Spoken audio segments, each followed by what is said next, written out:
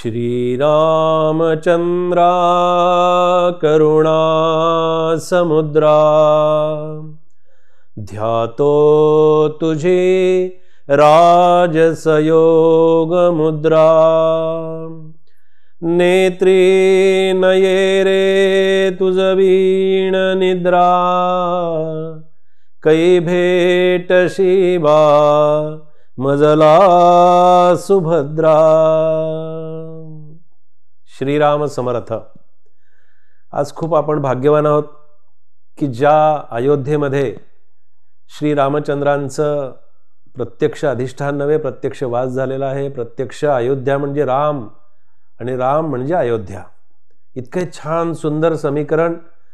आणि काही वेळेला जेव्हा शब्द संपतात, जेव्हा शब्द अपुरे पडतात, जेव्हा शब्दांना मर्यादा येते, तिथे खरं तर तिथपासून पुढे अंतःकरणाचा प्रांत सुरू होतो।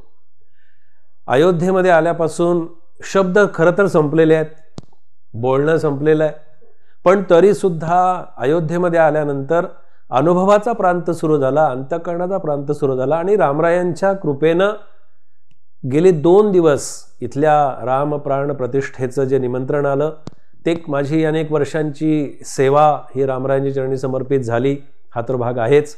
पण त्या बरोबरीनं मला असं वाटतं की अनेक जन्मांच्या पुण्याईचं हे फळ असावं आणि त्यासाठी म्हणून अयोध्येमध्ये गेले 2 दिवस हा आनंद मी घेतोय की जिथे राम या नसानसामध्ये आपल्या प्रत्येकाच्या अंतःकरणामध्ये तो बसलेला आहे। मला अनेकांनी सांगितलं अयोध्येहून येताना आम्हाला प्रसाद घेऊन या, अयोध्येहून येताना आम्हाला असं काही प्रतिमा आणा। आणि काही लोकांनी मला जेव्हा सांगितलं तेव्हा माझं अंतःकरण भरून आलं की ते असं म्हणाले की अयोध्येहून येताना आम्हाला एक चिमटभर माती घेऊन या। म्हणजे ह्याचं मला खूप आश्चर्य वाटलं, याचा मला आनंद झाला आणि अंतःकरण भरून आलं की आज अयोध्येतल्या चिमटभर मातीचाही केवढा सुगंध असेल, केवढं त्याचा आज केवढं महत्त्व आहे की आजही त्या मातीवरती लोक प्रेम करतात। त्या मातीची अंतःकरणामध्ये कुठेतरी जाणीव ठेवलेली आहे की रामरायांचे जिथे पाय लागले, रामराय जिथे जन्माला आले, त्या जन्मभूमीवरची माती ही खरं तर एक अशा चांगल्या प्रसादातला तो खरा तो प्रसाद आहे असं म्हणावं लागेल। आज आपण या ठिकाणी इथे अयोध्येमध्ये आलो आणि इथे येतो तेव्हा इथे या मंदिरामध्ये येतच असतो की हे समर्थकालीन म्हणजे समर्थ स्थापित हनुमानाचं इथे मंदिर आहे। समर्थांनी मारुतरायांच्या स्थापना, बलोपासना, संघटन, समाजकार्य, देशकार्य, राष्ट्रकार्य, राजकारण जेव्हा ते म्हणतात की देव देश आणि धर्मासाठी कार्य करा, तेव्हा समर्थांनी ते आधी केलं आणि मग सांगितलं, नुसतं करायला सांगितलं नाही। तर इथे अयोध्येमध्ये शरयूच्या तीरावरती मारुतरायांचं मंदिर, प्रत्यक्ष मारुतरायांची स्थापना इथे समर्थांनी केली। काय भूमिका असेल, काय भावना असेल, काय त्याच्या पाठीमागचं प्रयोजन असेल, तर एक संप्रदायातला श्लोक आपण जेव्हा म्हणतो की स्वरूप संप्रदाय अयोध्या मठ जानकी देवी श्री रघुनाथ दैवत मारुती उपासना नेमस्त वाढविला परमार्थ रामदासी, त्या मारुतरायांना चिरंजीव करून ठेवलंय रामरायांनी। आणि ते अशासाठी ठेवलेलं आहे की प्रत्येकाच्या अंतःकरणामध्ये हे रामदैवत आहे, हे रामाचा पाठबळ मिळावं, सगळ्यांचं संरक्षण व्हावं आणि त्याच्यासाठी मारुतरायांना रामरायांनी चिरंजीव करून ठेवलेला आहे। अशा समर्थ स्थापित मारुतरायांच्या मंदिरामध्ये अयोध्येमध्ये आपण इथे आलेलो आहोत।